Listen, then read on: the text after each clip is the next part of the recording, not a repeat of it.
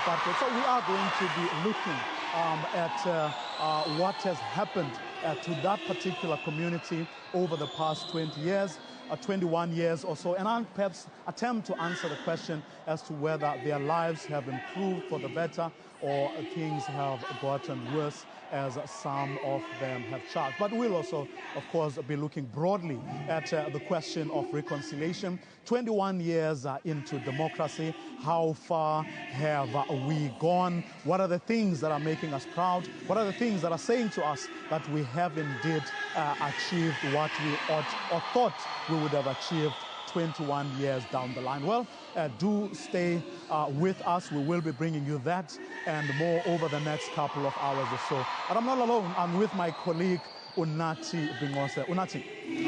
Sibamba Zibini kuvuyo mvoko sinibulise sinamkele kulisasazo lodwa. We are coming to you live from the Nelson Mandela Metropolitan University's main campus, rather Mission Vale campus. And indeed, like Vio has highlighted, we are indeed in the crux of this gathering here. And I can tell you that all the dignitaries are inside here. And here's the introductions. As you can see, perhaps downstairs, the atmosphere is highly charged as all the guests are being introduced here. President Jacob Zuma, of course, and he is chief among them. He is the guest speaker. He's in the company of Mr. Nathi Mthethwa, and of course, the Premier of the province and the Mayor of the Nelson Mandela Bay Metro.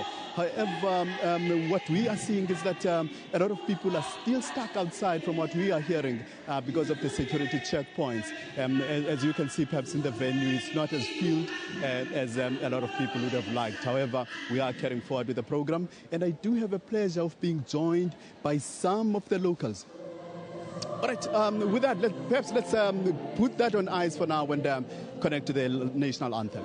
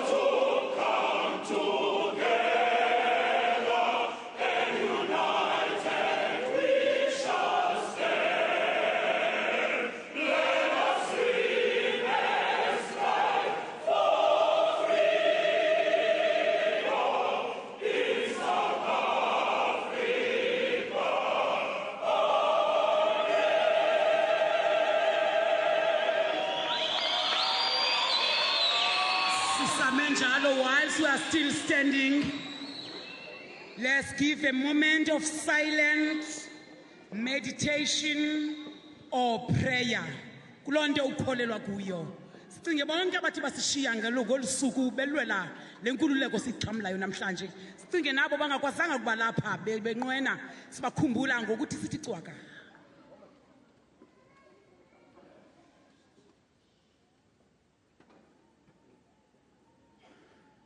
Thank you very much. You may be seated.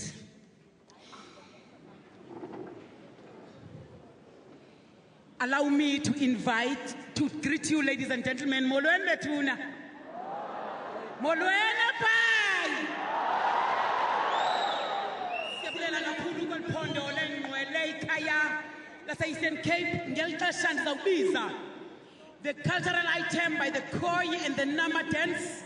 They come all the way from the area Kamama Usara Batman. I've seen leadership, traditional leadership,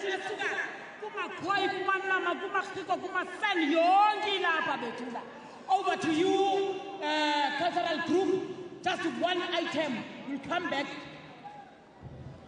Well,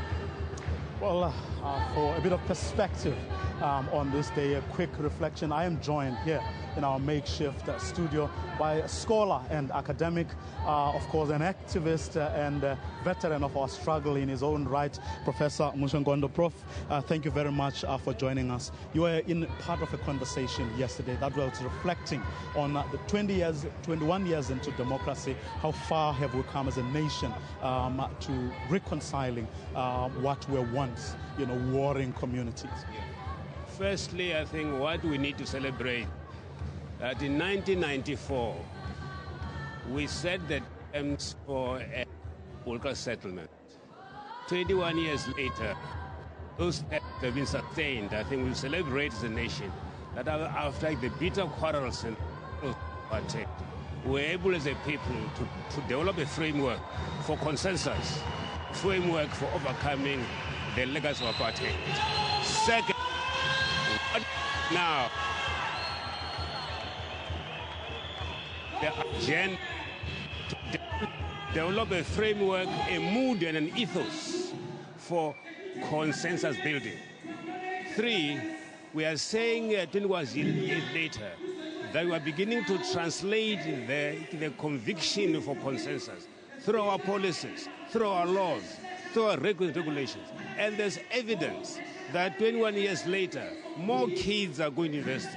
That 21 years later, there are more houses. That 21 years later, we now have the beginnings of a national heritage insurance. So that the basic evidence that the terms of the settlement and the determination to overcome apartheid are being translated into laws, into policies, into regulations. And the enthusiasm that we see here is not just a festive enthusiasm. It's inner conviction that we as a people, knowing our past, are prepared to overcome that pain and find a framework where we can talk across difference. That's why we are here. But we're also experiencing challenges. Yeah.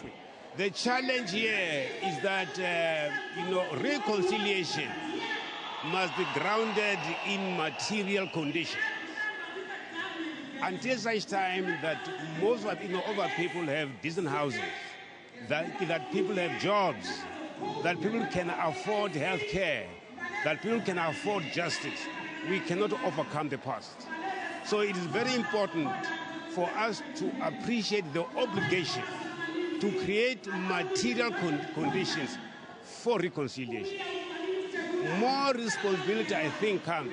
Those people who today, have benefited from apartheid privilege must demonstrate the commitment to make sure that they participate in the redress and equity strategies of this country.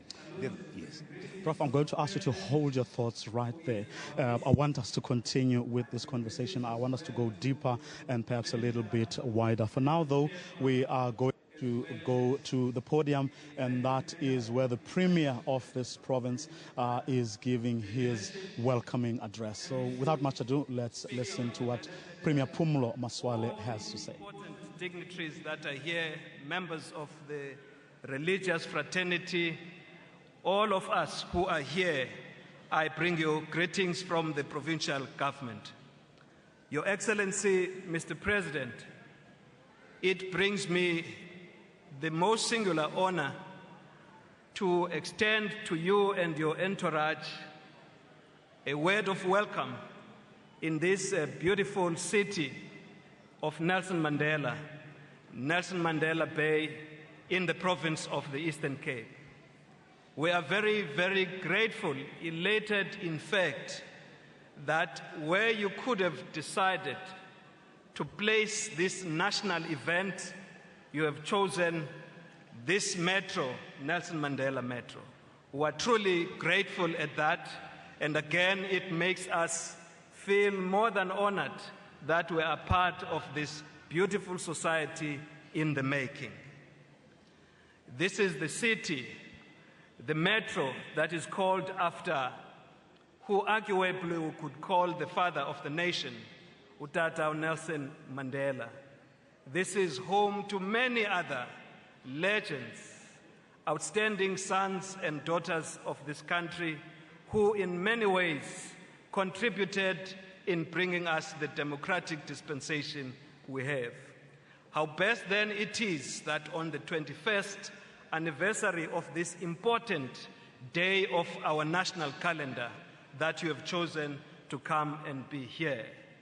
Sinothulela umnqwazi, sivuya kakhulu ukuba ngaba nigqibe uba ngaba umsitho ongakanana ukubaluleka uzokubekwa apha kwesi sixeko Simbaxa kwiphondo eli lethu lenqwele.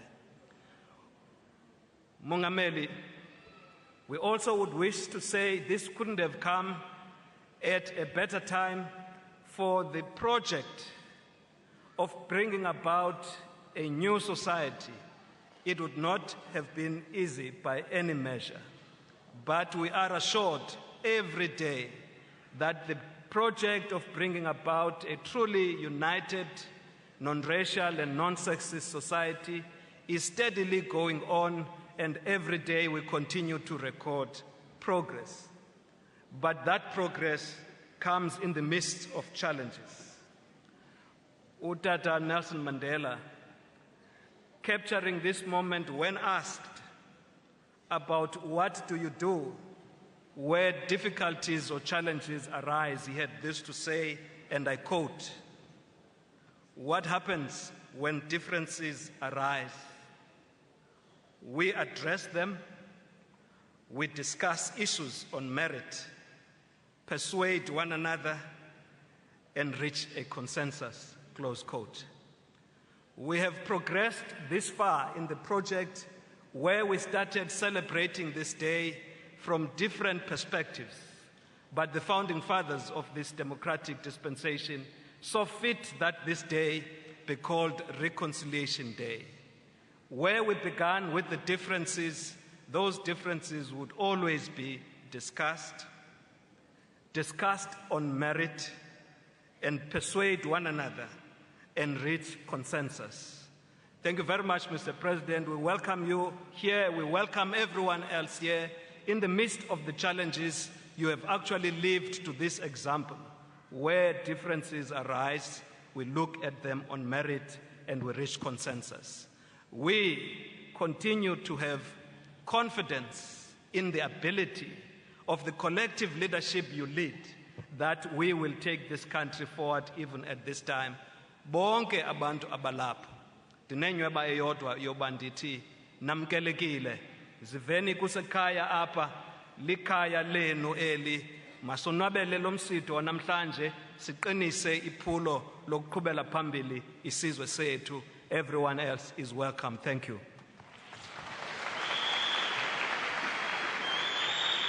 Ria leboha hulu ntate premiera ntate Maswalle ria leboha hulu kosikakhulu nkulumbuso yephondo sihlalo welphondo kuthiwa abantu bagcwele egate security. If you can attend to that, abantu bafuna ungena ngaphakathi baze kumongameli wabo sicela bavulelwe igate bangene ngaphakathi. Thank you very much for that. Ngoku ndizawubiza igqala le-artist umama uMadosini eze ngaphambili. Kodwa ndikaniva apha ku-studio 2 into yoba nithini na xa kunje ngale mini. Funa ingoma ikiphume apha xa esiza ngaphambili umama uMadosini. Benisithini nina?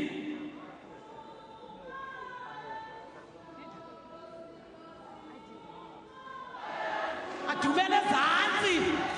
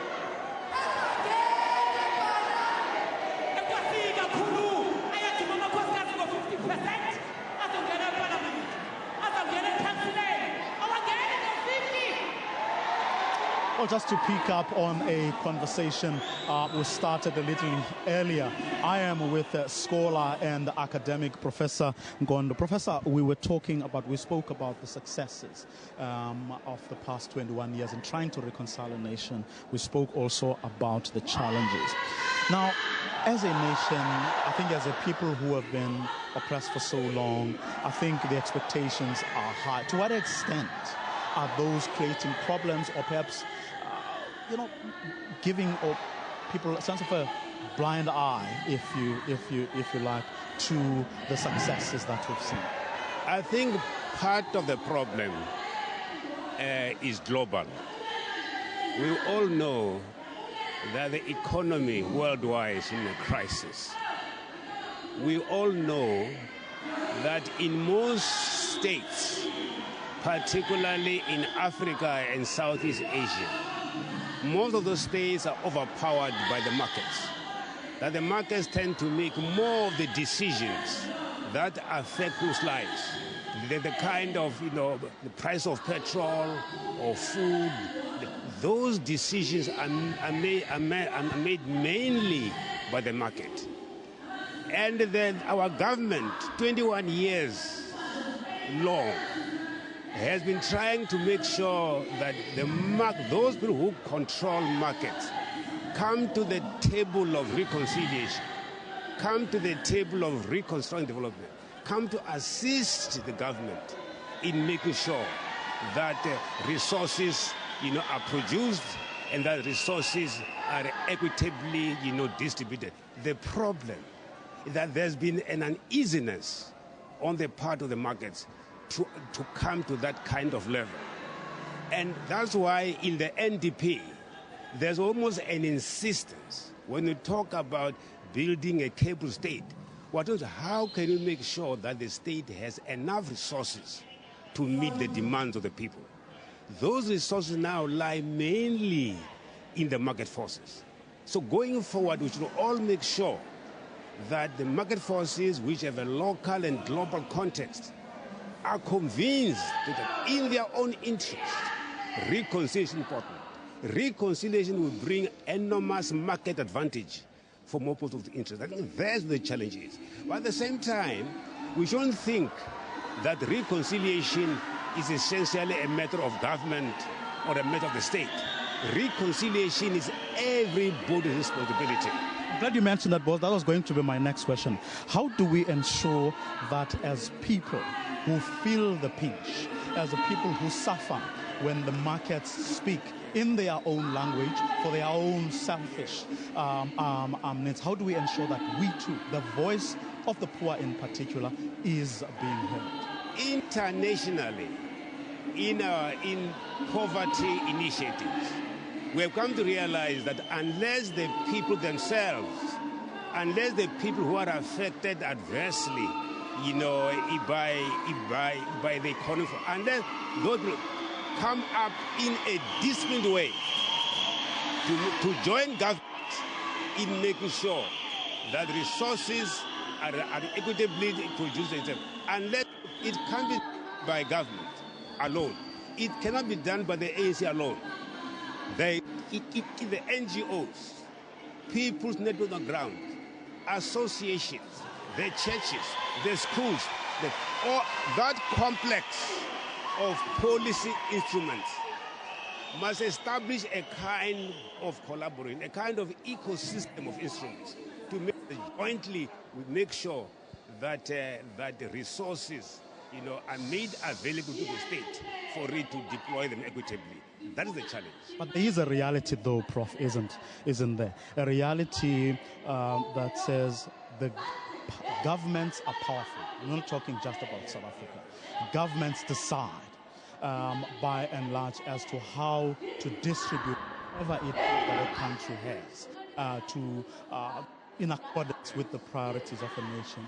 But half the time, it is the priorities of a government and often less of the priorities of the people.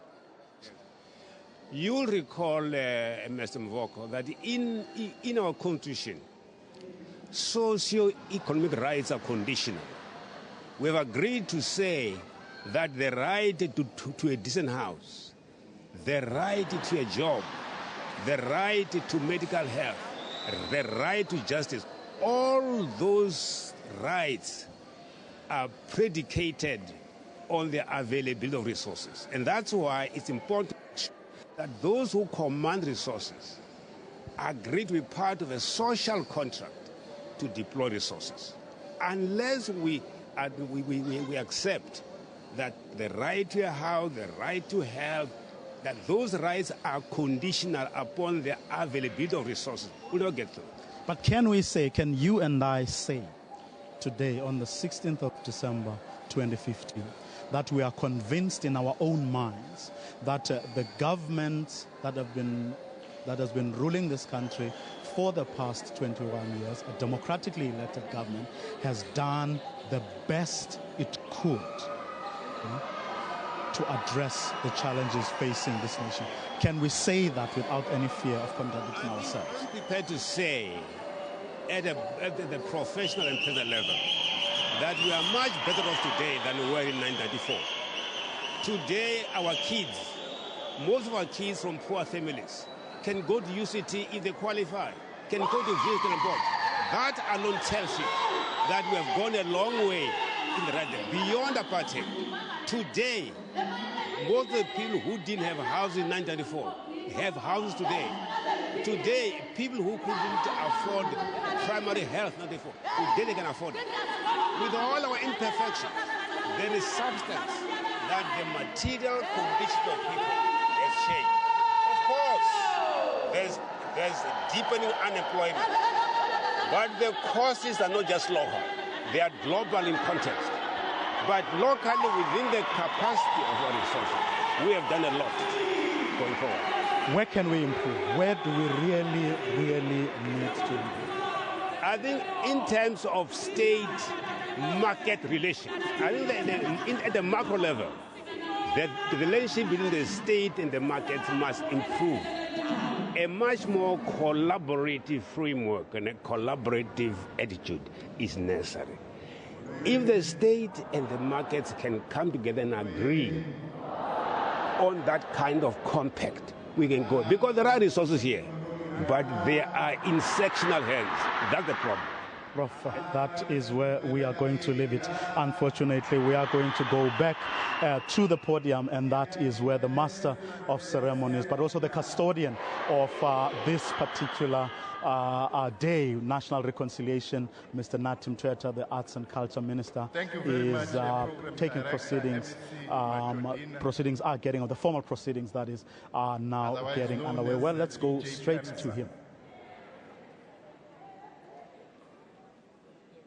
Fellow South Africans, we are meeting here in this historic place of the Eastern Cape,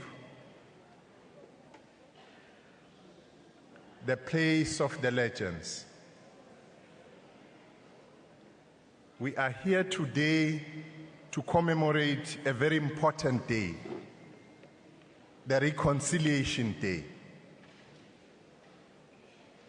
We have agreed that this year's Reconciliation Day will be held under the theme, Bridging the Divide, Building a Common South African Nationhood towards a National Developmental State. We chose this theme because we believe that based on what we have done in South Africa, nothing is impossible. Once upon a time, people said that the colonizers and the apartheid architects will never be voted or overthrown out of power. They once said that you can't touch these people. Umlungu mdala. And we've proven in South Africa that if we have resolved to achieve something, we achieve that. So we have resolved that it's going to be in the best interest that in South Africa we reconcile amongst ourselves, coming from a divided past. This day, to some, it was the day of the covenant. To others, it was Dingan's day. And this is the day when Umkhonto weSizwe was formed. From that background, you'd see that we come from a divergent and divided past. We have resolved that we will be moving and engaging ourselves, addressing everything which needs to be addressed, including socio-economic development in our country, including correcting the wrong history or the distorted history.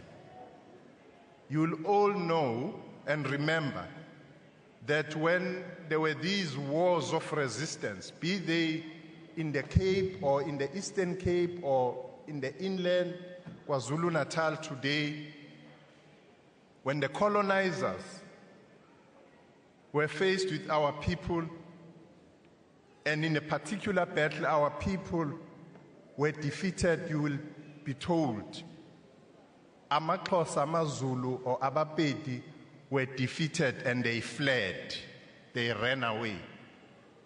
When it was the other way around, you'll be told in the Battle of Isandlwane that Chelmsford Army retreated strategically. So, umlunga kabaleki, we are retreat. But we're correcting that. And we said we'll have to start at the beginning, at the Khoi and the San. That we've heard a lot about Jan van Riebeeck.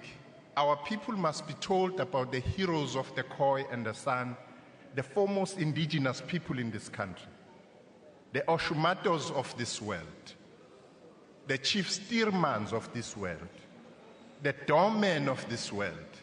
Our people must know their history. We are here to correct what was distorted, including what was called the Anglo-Boer War. When we launched the Reconciliation Day, we said we must be inclusive and place the role of black people and Africans centrally in that South African war, because it was the South African war. So today, we are grateful that the leader of this country, the head of state, the president who has just been welcomed by our Premier Maswale, is here with us to share with us, to give us a message on this very important day of reconciliation. Mr. President, would ask you to come and address us. Alala Mongameli, alala.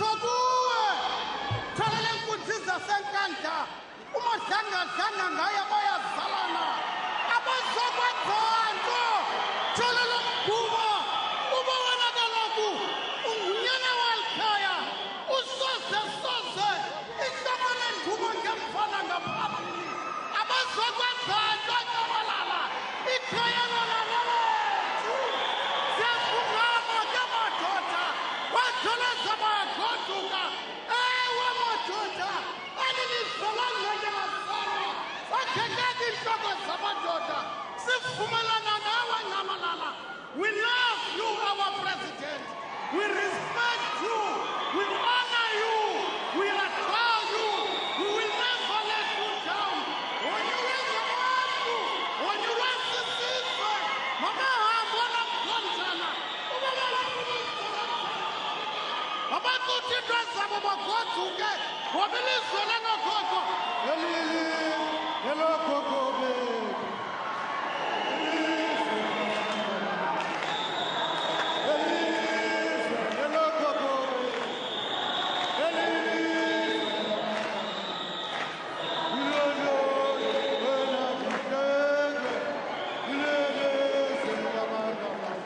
Sithokuwe nyamalala sithi vuya ngobumzomnyama waAfrika ukuhloniphile sithi kuwe vuya ngobumzomnyama waAfrika uyakuthanda siyaleleza siyakanga makahambe uzile agoduka phela Europe asiye kwalelizwe lokhokho bethu mabahamba abangavuyo ngoba singabantwana balelizwe mbambe viva comrade Zuma viva viva comrade Zuma viva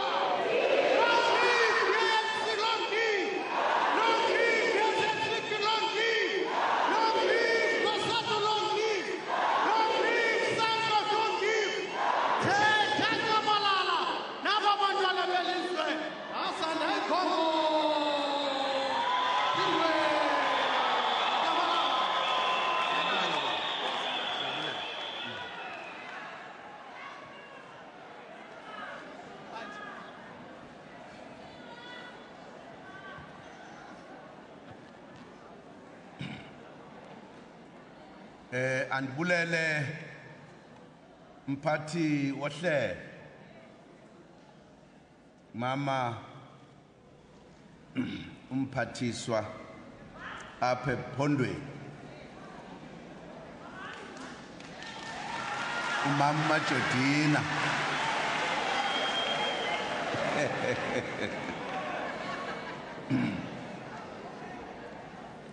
tozobawo lo mcimbi siubambe lapha namhlanje eNelson Mandela Metro ngumcimbi kazwelonke xa sithetha apha nje sithetha kumzantsi wonke loo nto ke ithetha uba sizawubetha ngesingesi kwenzela uba kuzwe wonke umntu olapha eMzantsi ingathi uba wakhumsha ke lo mfo namhlanje wakhumsha oko khumshela uba nothetha isiSuthu nothetha iphini ave nothetha isingesi nothetha isibhulu ave ningathuki ke into zoba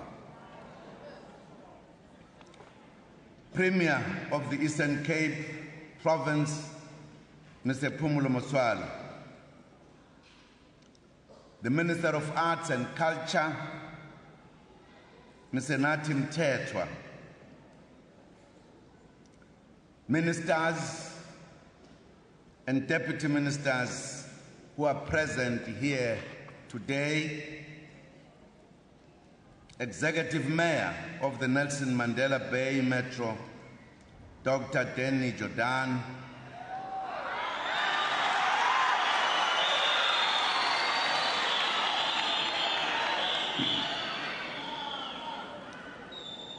members of Parliament nationally and members of the provincial legislatures present here.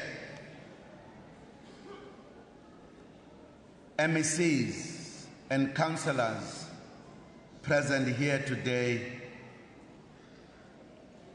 the Vice Chancellor of Nelson Mandela Metropolitan University, Professor Derek Swart, traditional leaders who are here, and religious leaders in our midst. Distinguished guests, fellow South Africans, I greet you all. Molweni, Sanbonani,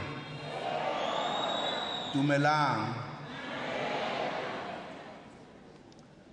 We are happy to be hosted by the people of the friendly city of Port Elizabeth, Ebai, on this important day in the country's national calendar, the Day of National Reconciliation. We have come to the right city for this event, giving the heroes and heroines that lie buried in PE, who dedicated their lives to freedom, justice, equality, and human rights. From Vuyisile Mini to Governor Mbeki and Raymond Mhlaba and many others, they fought for freedom. We salute them all on this important day. The Day of National Reconciliation enables us to reflect on the painful history of our country. We went through a system of government that promoted divisions and hatred, and which sustained its rule through violence and subjugation. It was a system of rule that traumatized millions of people in various ways and caused untold pain and suffering among the people. When the ANC government came into power in 1994, we immediately set out to build a non-racial, non-sexist, democratic, united, and prosperous society. National reconciliation became one of the key policies of the democratic government. Our message to our people since 1994, which we repeat today, is that we are one nation. We are one people, united in our diversity.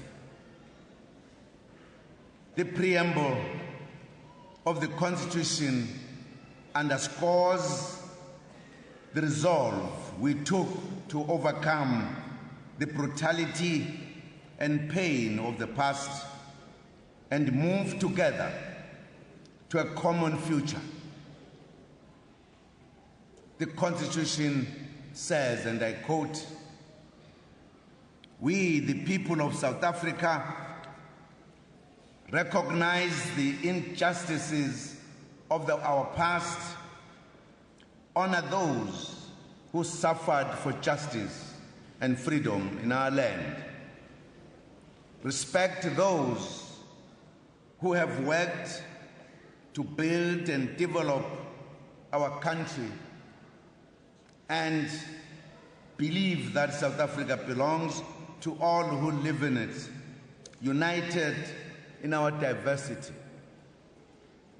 We therefore, through our freely elected representatives, adopt this Constitution as the supreme law of the Republic, so as to heal the divisions of the past and establish a society based on democratic values, social justice, and fundamental human rights.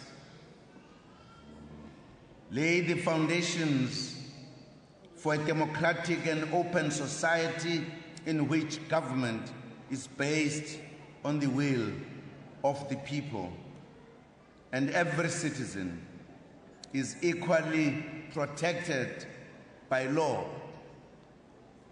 Improve the quality of life of all citizens and free the potential of each person and build a united and democratic South Africa, able to take its rightful place as a sovereign state in the family of nations.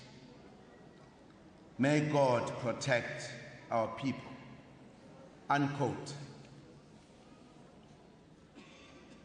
We chose 16 December as a day of national reconciliation because this day symbolized the divisions of the past before 1994. The day meant different things to different people, depending on their racial or ethnic background, or even their ideological orientation.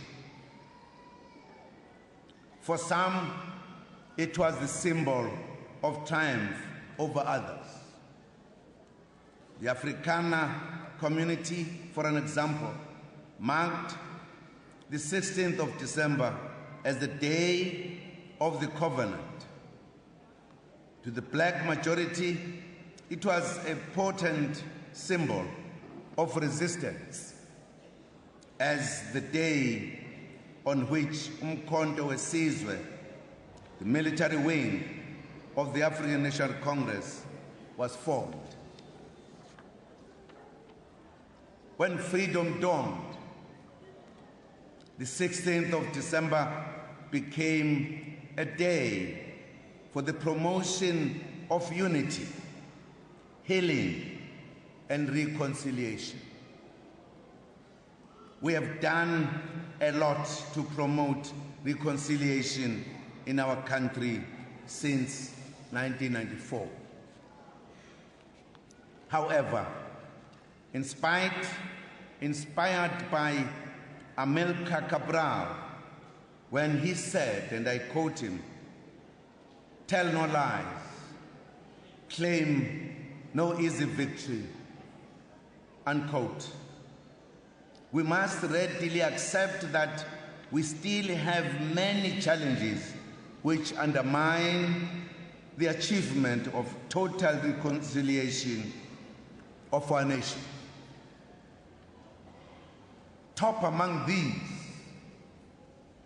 are poverty, inequality, and unemployment, which still persist. It is for this reason that the theme for this year's Day of Reconciliation is, and I quote, "Bridging the divide, building a common South African nationhood towards a national developmental state," unquote. The theme reminds us that true reconciliation cannot be achieved simply by forgiving and forgetting the historical injustice of the past.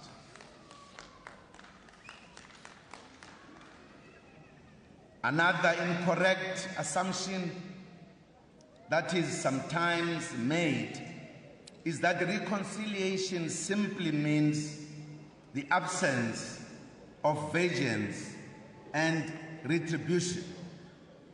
It is much deeper than that. To ensure success, the reconciliation project must be accompanied by a deliberate collective resolve to deal with the material basis of social divisions, such as poverty, landlessness, as well as economic inequality. If we fail to do that, we will not succeed in uniting all our people, regardless of race, class, religion, culture, language, and other social constructions used to divide humanity.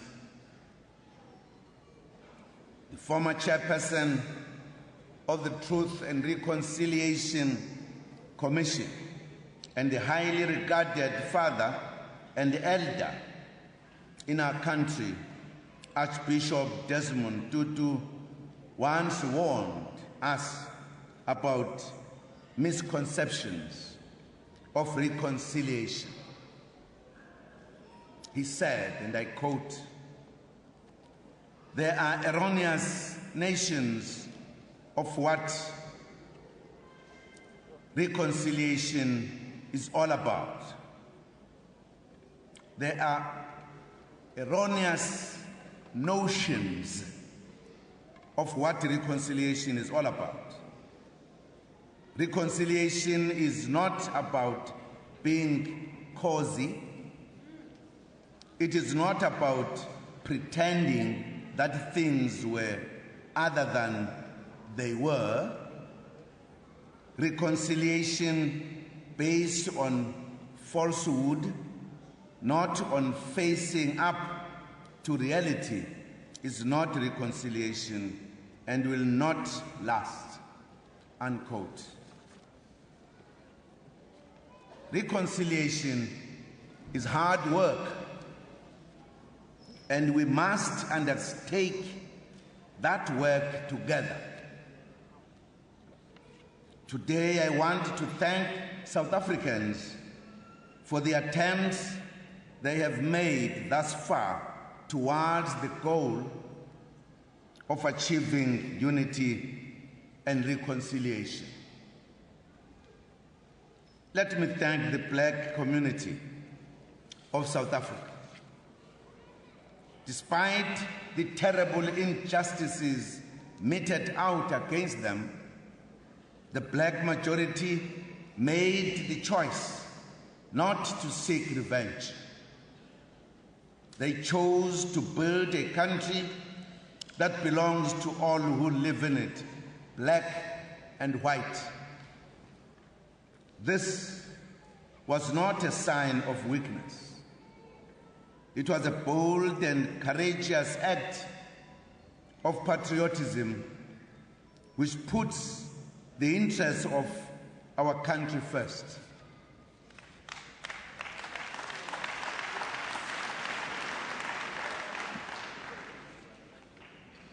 Namhlanje sithanda ukubonga abantu abamnyama ngokuvula izinhliziyo zabo bamukele uxolo nokubuyisana ngo-1994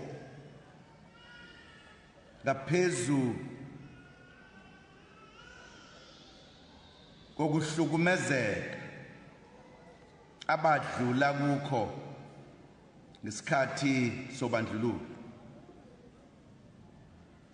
Ngokwenza lokhu, abantu abamnyama babeka izwe phambili, bafuna ukuthi izwe labo libe nempumelelo, babona ukuthi intuthuko ngeke ilakhe, babona ukuthi intukuthelo ngeke ilakhe izwe.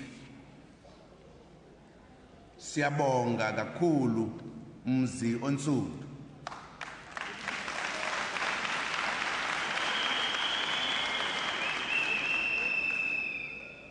I am singling out the black majority because while the lives of millions have changed considerably since 1994, the poverty and inequality that still persist delay the enjoyment of the dividends of freedom for many who are still waiting for basic services and opportunities.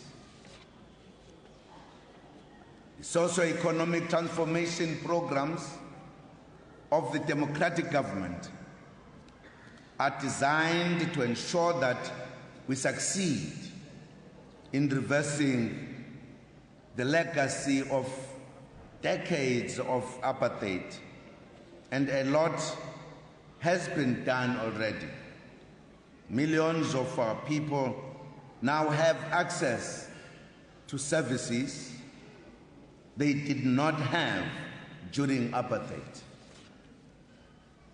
They have water, electricity, housing, roads, clinics, and others, where these services are still to come.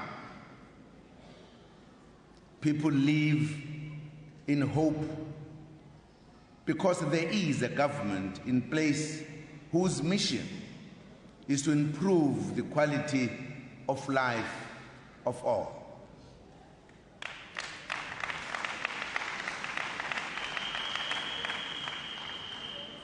But we must admit one fact: the inequality is still way too high in our country, especially amongst black and white compatriots.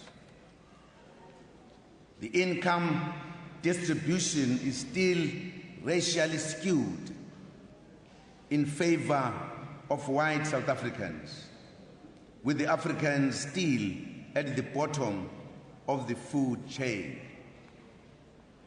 The census of 2011 stated that the income of the average white household remains 6 times that of the average African household. The census found that the average annual income of African households is at about 60,000 rand per annum. In comparison, the census found that the income of the average white household stood at more than 350,000 rand per annum. Close to 1.9 million African households reported no income at all. These are some of the households that survive on income support from government through social grants. This means we must continue to work harder together, black and white, to bridge the gap between the rich and the poor, black and white, in order to achieve true reconciliation.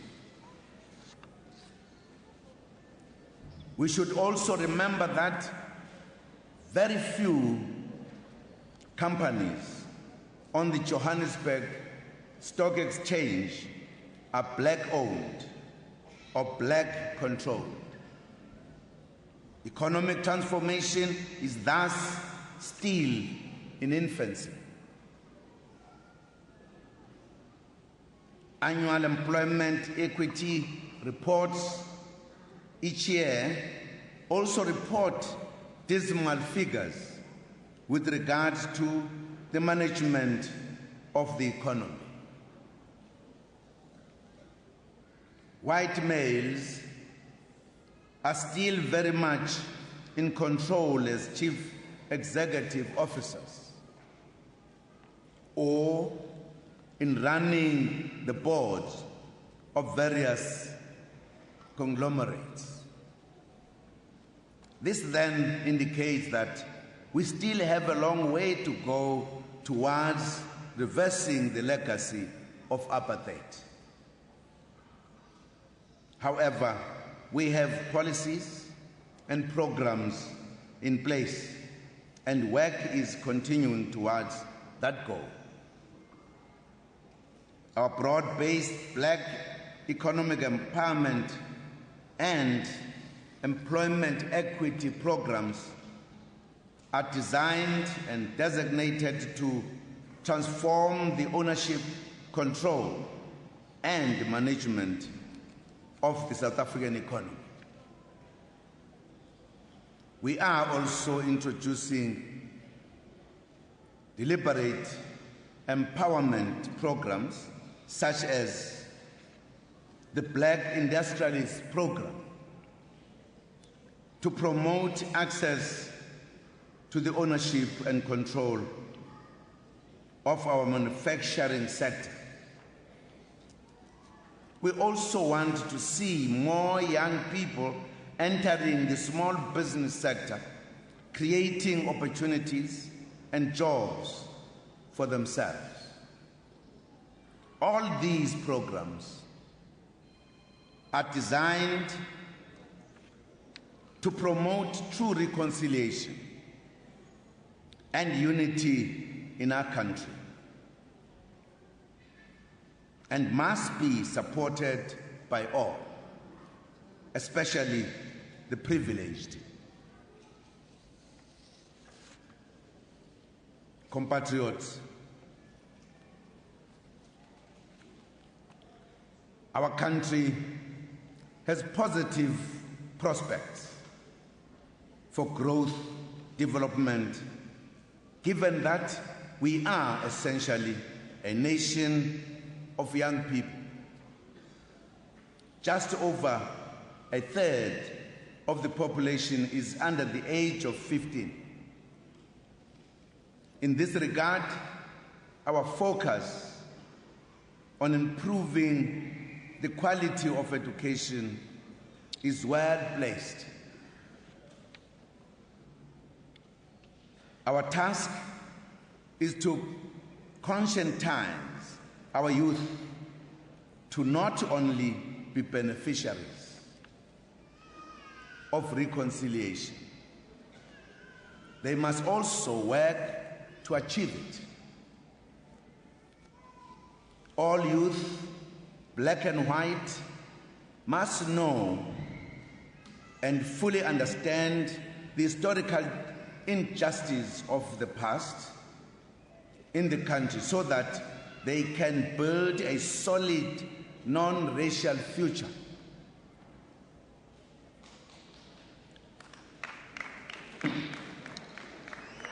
It was thus encouraging to see black and white students marching together in support of free education recently. We congratulate our youth as they clearly took forward the country's traditions of non-racial struggle and of being a united and non-racial South Africa.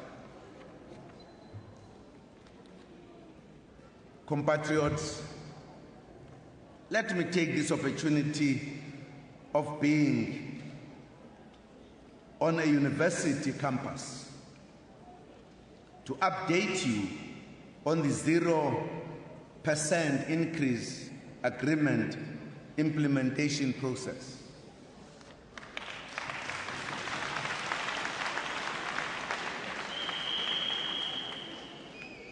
I had appointed a task team to deal with the question of no fees increase for the coming financial year, and it has reported back.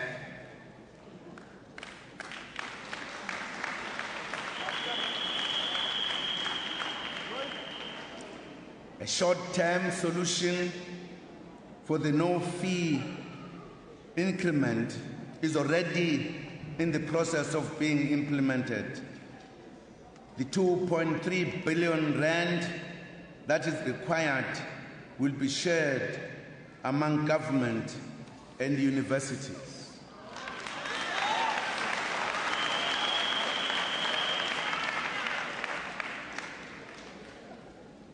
Universities have already received allocation letters addressing the financial shortfall. 50% of government's portion of the shortfall, which 83% will be transferred to institutions in January 2016.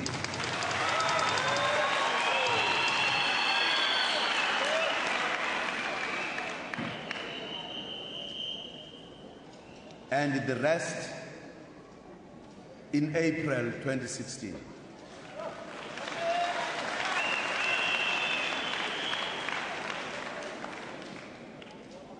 Universities are responsible for the 17%. We trust that we will work well together in the new year to ensure that all students receive education and are not hindered from doing so by unruly elements on some campuses.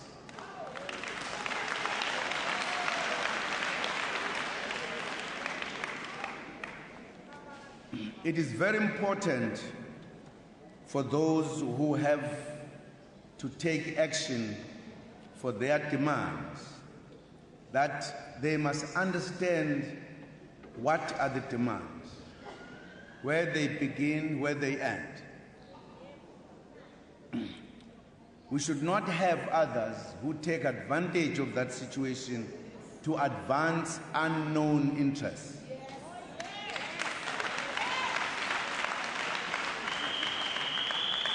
And by so doing, disadvantage the young people who really need education. So we are pleading that the understanding should be there within the country. And we'd want not just government and the universities to play a role. Parents too must find a way to play a role about their children.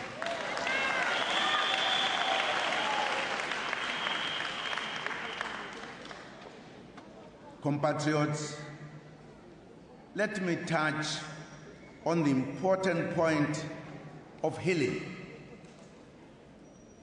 Reconciliation must go hand in hand with healing.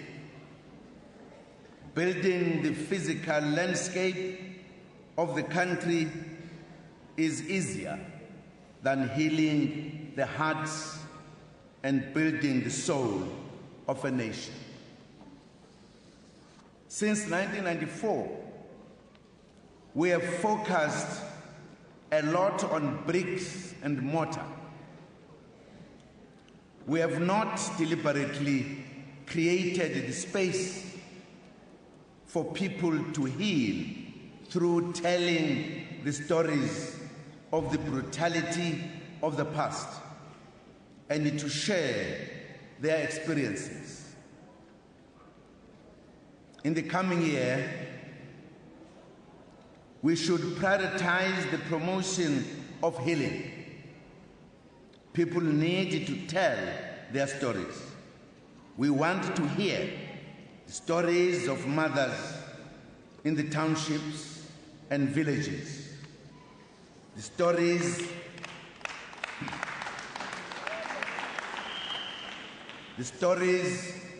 of MK combatants, former political prisoners, former detainees, and ordinary people who daily faced a difficult life under the apartheid regime.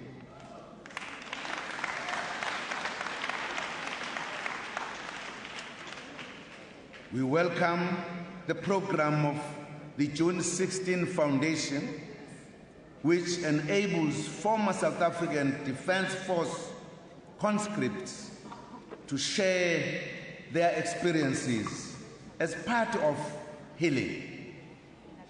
Many were forced into the apartheid defense force to fight against their compatriots. We want to hear their stories.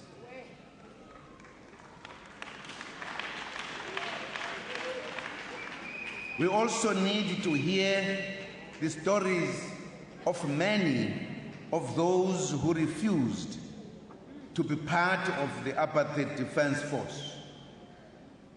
Under the campaign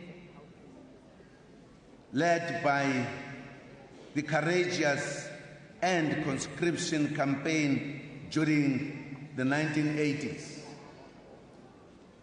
they are heroes of the struggle for freedom.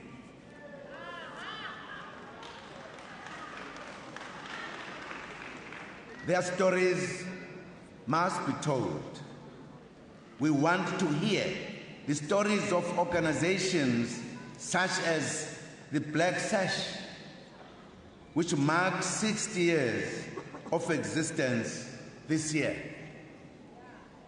These are women who refused to turn a blind eye to the evils of apartheid, despite the privileges that their white skin gave them.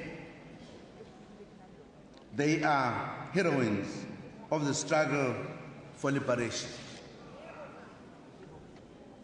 We must also hear stories of Indian and colored compatriots who also waged relentless struggles in the mass democratic movement to achieve a free South Africa.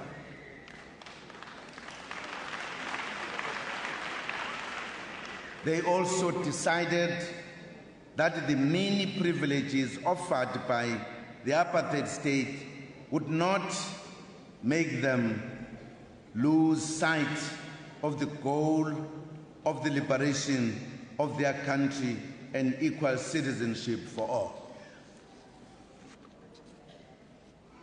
In the new year, we will discuss within government that programs will discuss within government what programs we must engage in more visibly to promote healing in our communities. We cannot do this alone as government. We are thus happy that the religious sector is already doing something about it.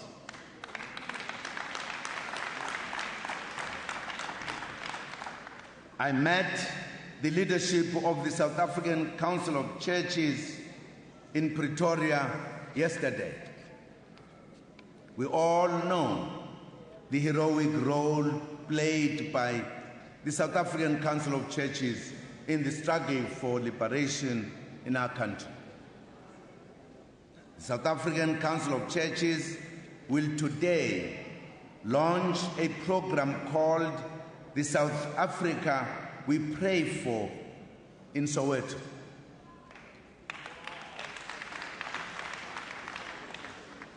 The program is anchored on healing and reconciliation, the fight against corruption, and the promotion of socio-economic transformation and development, directly working with the communities on the ground. We wish the South African Council of Churches well with this program, as it will contribute to the national task of finding peace and true reconciliation. We have committed government to fully support this program. We will meet the South African Council of Churches in the new year to discuss the program further. We know that other religious formations also have programs that are designed to promote healing. We support all these programs. We urge our people to participate in these programs and ensure that we promote healing and reconciliation. We should all play our part through embracing and promoting the values of Ubuntu, which include human solidarity, generosity, hospitality, friendship, caring, compassion, harmony, forgiveness, and neighborliness. This will take us far towards true reconciliation. Compatriots, reconciliation is a process. Healing is a process. We will not achieve these overnight. In other words, we need to work for it. We need to work for it in every sector of our society. We need to talk about it. There is something we have not done to address the wounds, either physically or mentally, of the apartheid system. We took other things for granted. For an example, we have never addressed the issue of violence appropriately. Where does it come from? Why are our people so violent? We had to deal with a system that was very violent. It therefore produced a counter-violence. Those who were subjugated by apartheid with violence, they believed in order to get rid of apartheid, they must use the violence to liberate themselves. Hence the belief that any confrontation with the authority must be violent. That's a culture that comes from apartheid era. What we did not do was to tell ourselves that the kind of authority we have now is no longer the authority of the oppressor.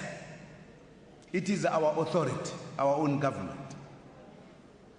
If during apartheid, when we were making, as President Tambo called, the apartheid unworkable and it stayed ungovernable, and therefore doing everything to ensure that we disrupt apartheid. That is different from our own government. We cannot repeat the same methods that we used then to our government.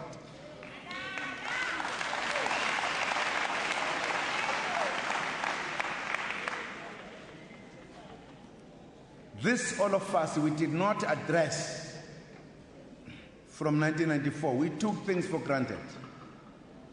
So it is a duty as we deal with healing and reconciliation that from political parties, this must be a running program.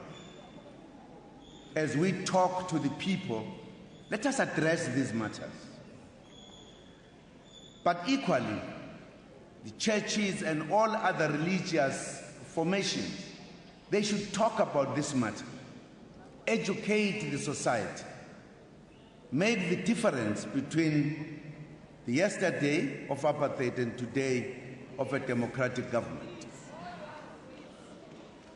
All organizations, traditional, this must be the theme, because otherwise, at times, we exaggerate our problems and make people think that South Africans are funny people, whilst in reality, people envy to be South Africans.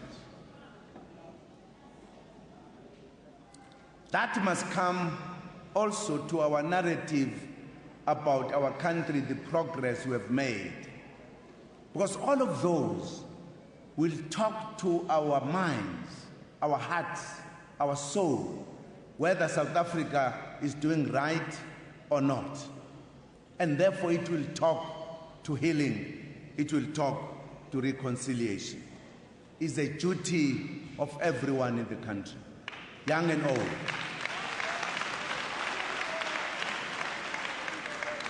Compatriots, we must work hard together and move our country forward to a united and reconciled future.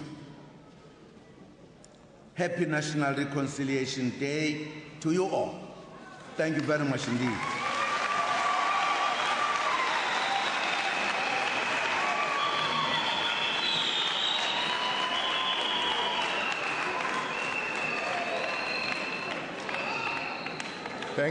Thank you indeed, Mr. President, His Excellency, the President of the Republic of South Africa, with a consistent message from a democratic government. We're now going to take this opportunity to give the choir, the Matthew singers, an opportunity to render an item. Thank you very much, and welcome back to the Nelson Mandela Bay Metropolitan University. We've just heard from the President a very, very powerful speech that he gave as a keynote address in this gathering here today.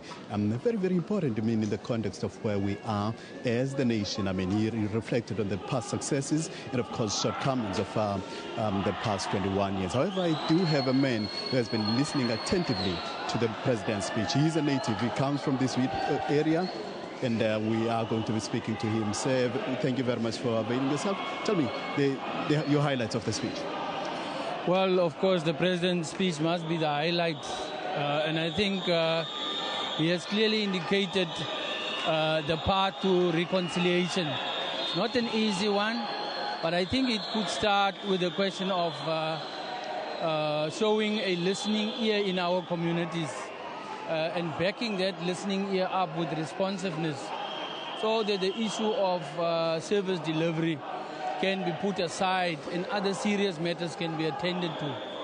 I think it's also important that the status of the communities as learning democratic communities must also be acknowledged and managed.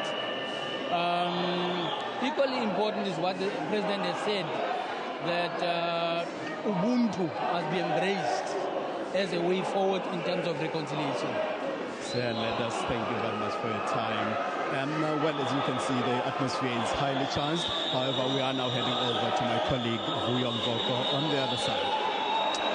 Well, thanks very much, Unati. Well, one of the things that a lot of people are definitely going to talk about after this speech is, of course, the announcement by the President that a short-term solution for the 0% fee increment is already in the process of being implemented, saying 2.3 billion that is required will be shared by government and the universities, announcing, of course, that already the universities have received their allocation letters, about how that shortfall is going to be addressed, saying that the shortfall will be transferred to the institutions in January. That's in a month's time, or in fact, a couple of weeks' time, and the rest will be transferred in April 2016.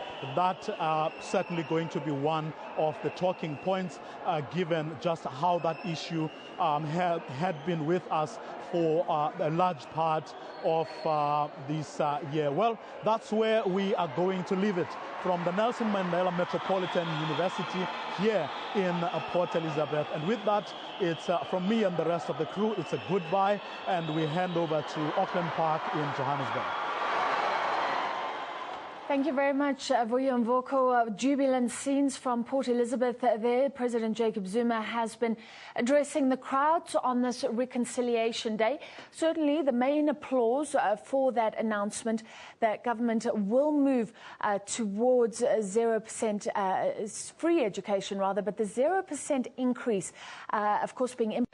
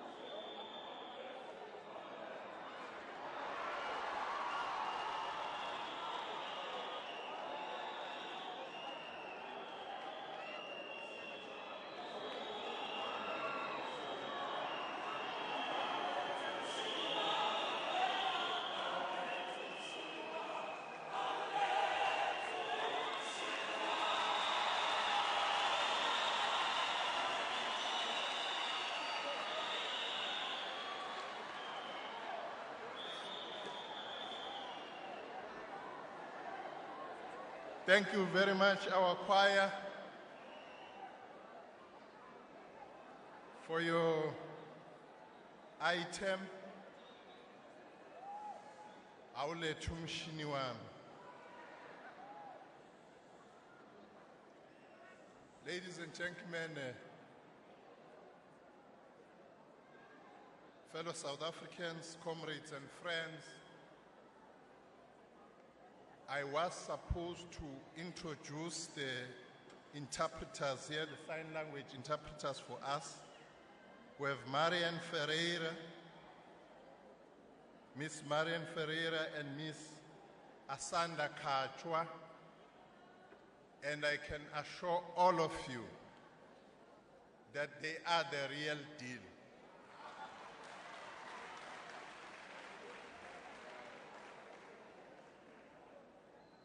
We will ask our executive mayor, the mayor of Nelson Mandela Bay Metro, Councillor Denny Jordan, to give us a vote of thanks.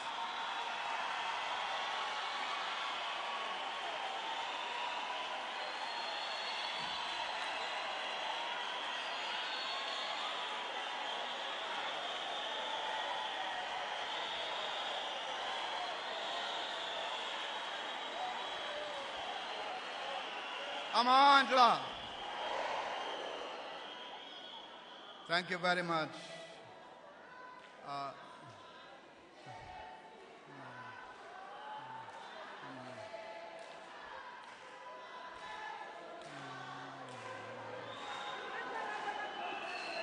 Amandla.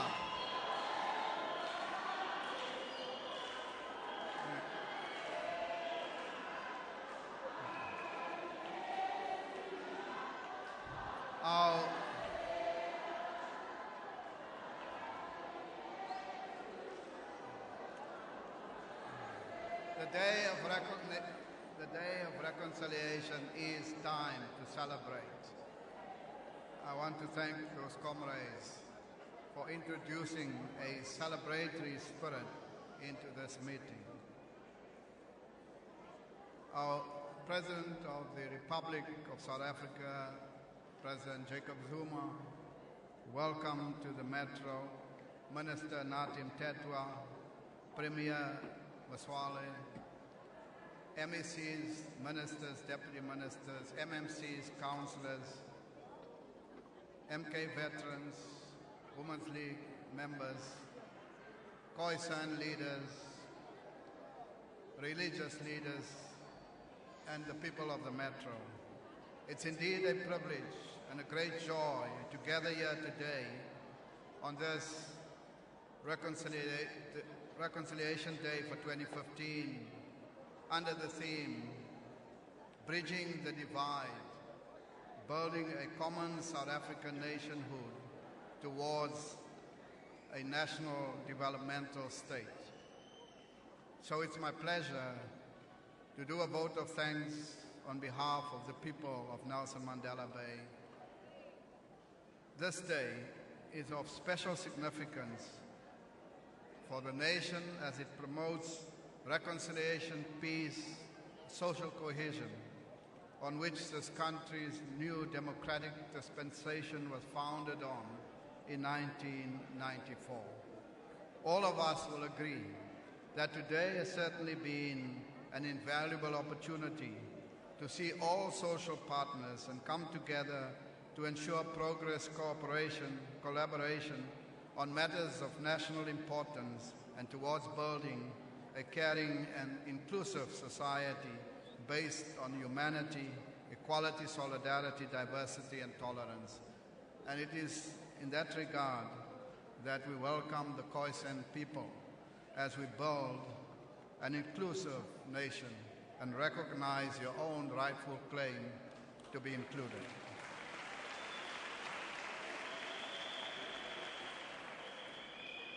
It is also evident that we have moved from mere slogans and lofty platitudes about unity and nation building, and that we have now come full circle as a nation, totally committed and steadfast to realize a society that is united, that is non-sexist, non-racial and democratic. And it is in this spirit that we express our profound gratitude and thanks to the President for coming here and making a contribution to this important task of nation building.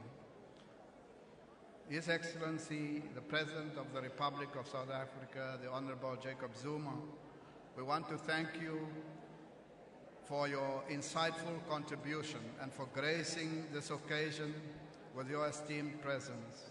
We want to say thank you for your profound leadership, your guidance, and insight and understanding on the crucial importance of attaining a higher level of national unity and social cohesion as we build a democratic and free nation. You touched on the fact and reminded us that this day, 16th of December, was first called the Battle of Blood River. Then it was called the Day of Vow. Then the launch of the MK. And then after the 1994 democratic elections, it was a commitment by all of those as part of this new democratic South Africa that this shall be the day of reconciliation.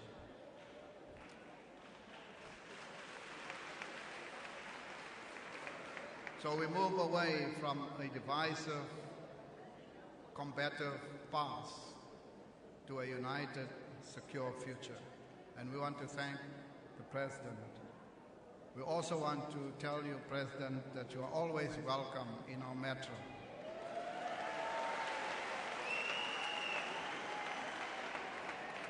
This metro carries the name of your comrade, fellow Robben Islander, an icon of the struggle, Nelson Mandela. I'm sure he would always want you to welcome you to his city. We want to thank also the Minister of Arts and Culture, the Honorable Natim Tetwa, and his ministry, and express profound gratitude that you've decided that this Reconciliation Day will be celebrated in our metro. Your ministry and your department has certainly been the driving force behind the important national project Your hard work has certainly ensured that this day reflects our rainbow nation. To our Premier, the Honorable Phumlo Masualle, I'd like to say thank you for your erudite leadership, your proactive support, and for guiding the affairs of the Eastern Cape Province in line with the national agenda of nation building and social cohesion. Thank you very much.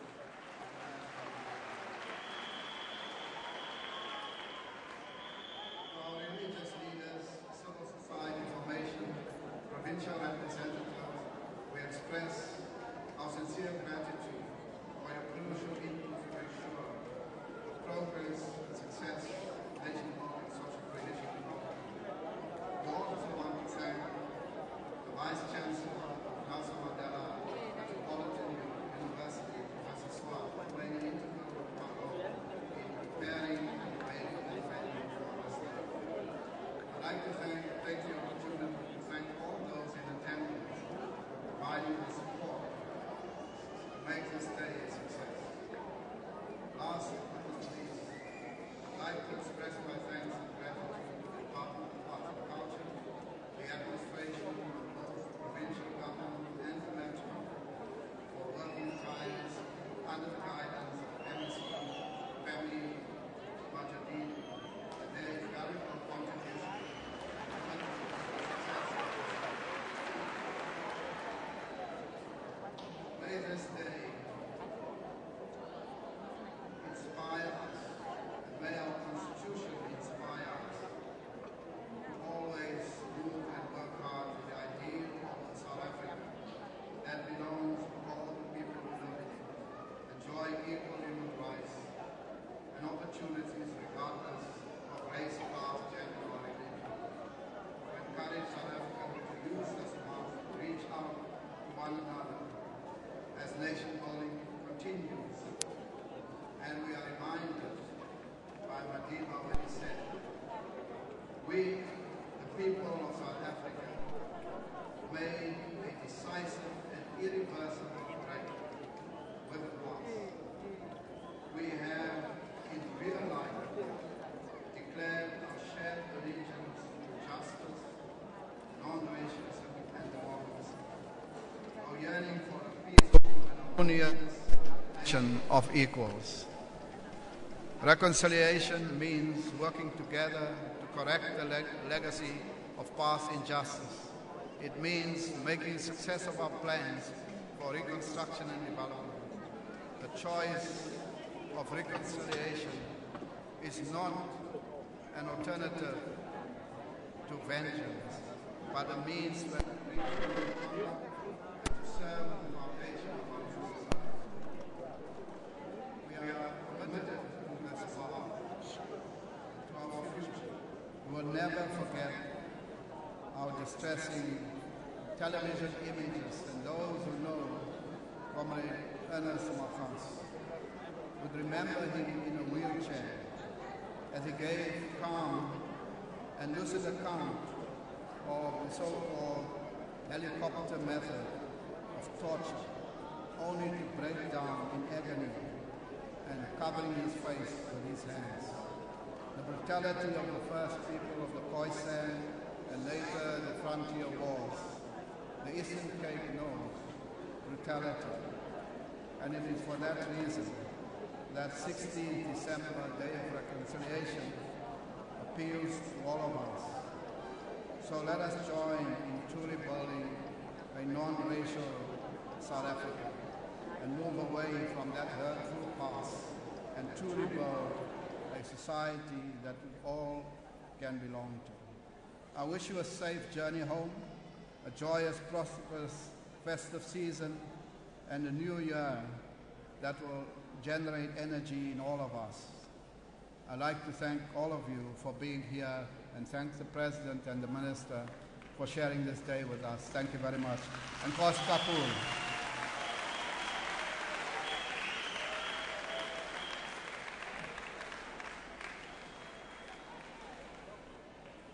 On that note, ladies and gentlemen, compatriots, comrades and friends, on the note by the executive mayor saying, I know most of you didn't hear him at the end, saying Enkosi. Thank you very much. We have come to the end of our program, and but we are going to start also another program. This official state program has come to an end.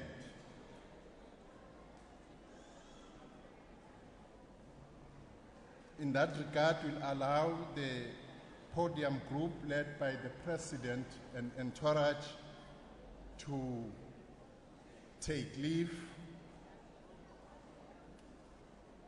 and at the same time starting a program where we'll have other people who are going to start on the cultural program. We have DJ Deni, they call him Superman. Those who are here would know him. DJ Kanyana, Ryan Forian, all those would be here. So don't go. So don't go. We are still going to be around. Thank you very much. Thanks, everyone.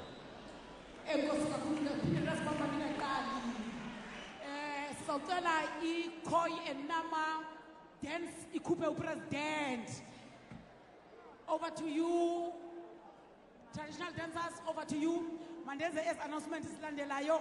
Sekachilo mpatizo indeba DJ Deni, Superman uzawuqhuba no DJ Kanyana. There will be a lot of entertainment. Kodwa nansi refreshment apha indlela ezahamba ngayo. Amaziko yafana, ukutya kuyafana. Umuntu makaye kuronta abizelwa kuye. All those who have green tags, you'll be led towards the entrance of the university. The podium crew, as well as the MECs, deputy ministers, Minister Subonile, President of the Women's League, Mamu Batabile Dlamini, Nangiam, Nangia Ubata, Malbongwe, Nkosi Utilizintaba, Subonile, Deputy Minister, Wakwalepa, Utata, Uolomisa, Igosile, Antia Igos, Ikona Apa. All the MECs will be led by protocol to the area where you were. Wonge omnye umuntu. Our food or lunch is packaged just behind this main hall. You can take your lunch and come back for the entertainment. You are such a wonderful audience. Give a big round of applause to yourselves. Thank you very much. Thank you very much. Yes, continue.